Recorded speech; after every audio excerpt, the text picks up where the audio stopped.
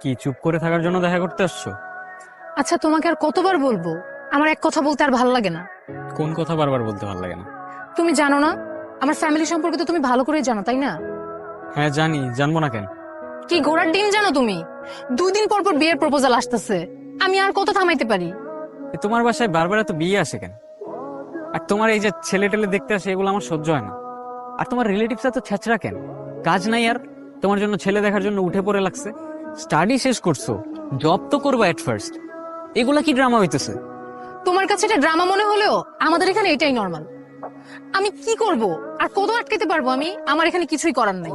মাত্র ভার্সিটিটা শেষ হইছে, আমার তো একটু টাইম দিবা তাই না?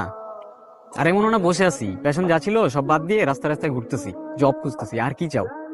কিচ্ছু চাই না, পারলে ভালো একটা জব ম্যানেজ করো, আর না হলে এই রিলেশনশিপ ভাঙতে একটু টাইম লাগবে না।